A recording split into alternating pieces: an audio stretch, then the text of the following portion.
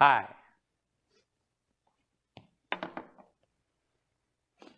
I'm 14 years old. I'm walking down the street when suddenly my mom in the car drives up beside me and throws open the passenger door. "Get in!" she screams. I put one foot in the car when suddenly she floors it. Flying through the air, I'm thrown from the car and I roll onto the grass on the side of the road. She slams on the brakes, more upset about the waste of time than the fact that I might be possibly injured. This time I get up and I hop in the car to make sure that both feet are in before closing the door, and she takes off again. We're racing down the road because we're late for an orthodontist appointment. I had completely forgotten. I had been reading a book as I was walking home, and that made me very, very late. That was why she was so angry. As she was tearing around back and forth, I could feel her anger and frustration, and possibly her worry, because I did fall, mixing together, and suddenly she just screamed, "What kind of idiot are you?" I didn't know you had a choice. She suddenly just burst out laughing. I had diffused her madness with a little joke. I felt like I had done a magic trick, or I had a superpower. Oh yes, I had become Quip Man. I could use this power wherever and whenever I needed to. If there was a bully trying to bother me, I would cut them down with a well-aimed jest. A teacher coming towards me, I would distract her with a funny little story. If my sister was upset, I would distract her with a silly voice. Oh, I could take my newfound powers and take them around the world, disarming villains with a silly pratfall, or comforting a victim with a witty anecdote. Quip Man. In a world where anger, depression, and anxiety was vanquished through laughter. Now more than ever, we need to laugh. Because if we didn't laugh, we would cry. There is riots and protests happening everywhere. Greed and corruption seems out of control. Right? And people are taking themselves so seriously. There are so many people we see on social media all the time, and they are screaming at each other and threatening each other. We all take ourselves way too seriously. Well, not all of us, not the people in this room. Those other people. I blame Facebook. Every time you open Facebook, it asks, "What's on your mind?" So we have been conditioned to believe that everyone needs to know what's on our mind. I have an opinion, and my opinion is right. And that's not only enough for me to know it's right, you need to know it's right as well. That leads to arguments. That leads to disagreements. And that leads to unfriending. This divisiveness, this anger is spilling into the workplace. We are all filled with so much anxiety. We are all overthinking. Right? When the unthinkable is happening, it is not a time to be overthinking. Conspiracy theories are out of control. And in the workplace, happiness has gone down. There was a study done, and in 2017, 51% of the people said, "I'm pretty happy at work." That number dropped in 2019 to 41%. Anyone want to guess what it's going to be for 2020? Yeah? 0%? Everyone's miserable. No, it's going to be 80% of the people are happy. No, I don't know. I'm making it up. We don't have the stats. 2020 is not over. We're still just getting over the murder hornets.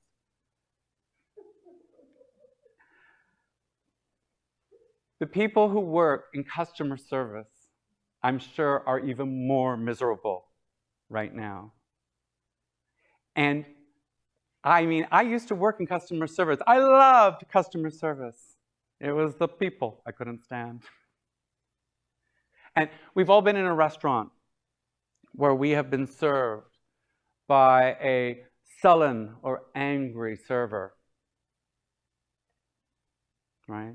You can always tell when the manager of that restaurant is a real jerk, because it boils down onto the staff and then onto your dinner plate. Laughter is so important. Can you imagine if those managers at those restaurants used laughter to try to re-engage and refocus and re-energize their staff so they could go out into the workplace and face the people? Laughter is so powerful. It releases endorphins that present a sense of well-being. It's a natural antidepressant. It increases our T cell count. It activates them to help us fight disease and viruses. It increases memory retention by decreasing the stress hormone cortisol. It increases productivity. Happy people work harder and work longer. It promotes friendship and team building. There are studies that show that conversations that have laughter in them go even longer than conversations that are quite dry or even depressing. And jokes actually activate the brain. When someone is telling you a joke, your brain kicks into high gear trying to figure out the twist or the punchline before they get there. Our frontal lobe examines what's being given to it, and then if it finds the joke funny, it sends an electrical wave to the cerebral cortex. Just because of a joke. One of the other things that's kind of interesting is that we are socially conditioned to suppress our emotions, right? We try to hold them back. Many of us, not all of us, not the people here.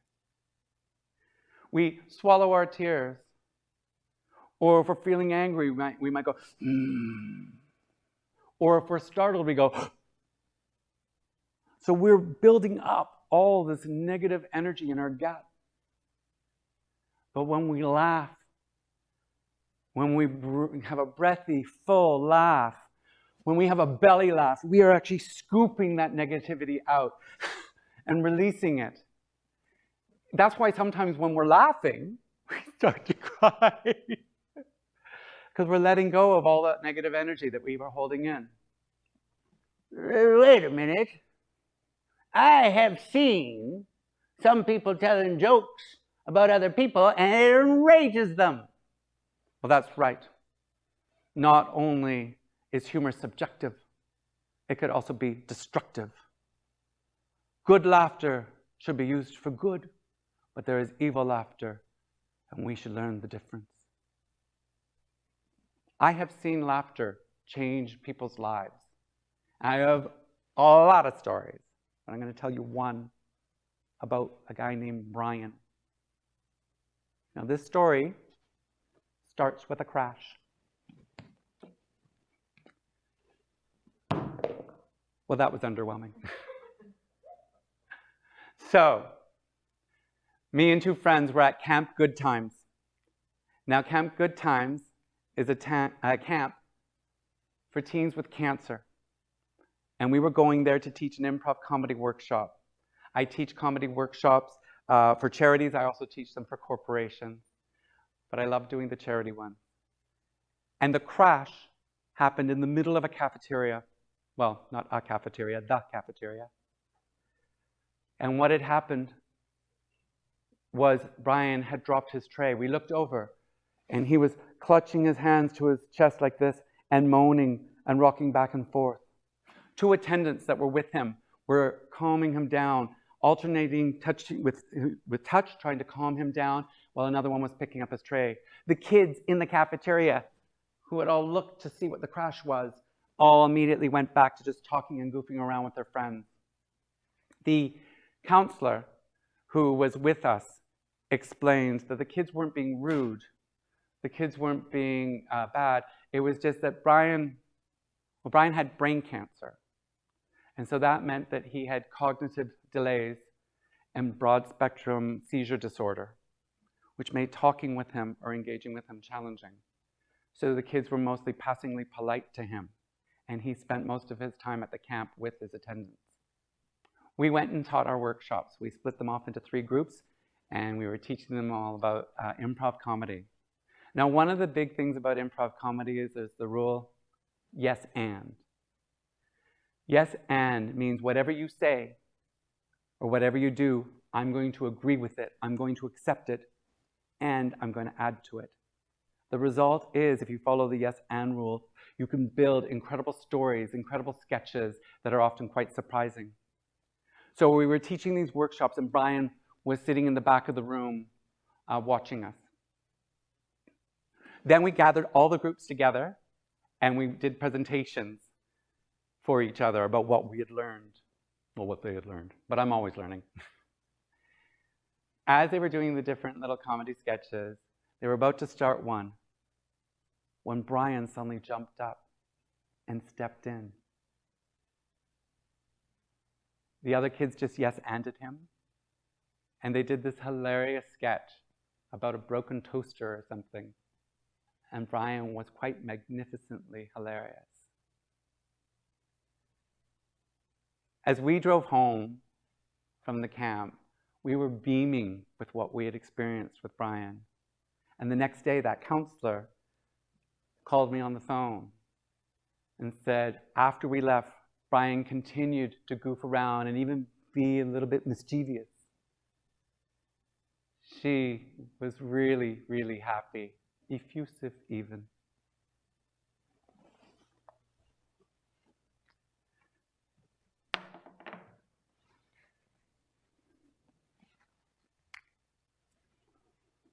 Wait a minute. You said that jokes can hurt. I've seen them hurt. What do you have to say about that? There's laughter that hurts, laughter that I don't like. True. Like I said at the beginning, there are many different kinds of laughter. We all know the laugh from The Simpsons, that TV show. Right? That kind of laugh, that kind of mocking laugh, is one that we don't enjoy. That's because jokes can sometimes be cruel. Judy Carter wrote a book called The Comedy Bible, and she said that the premise of all jokes was based on 4 principles. You know what's weird? You know what's stupid? You know what's hard? You know what's scary? So you can see those are all kind of negative, right? And when you're making jokes that are about ridiculing people or making fun of people, then you can hurt people.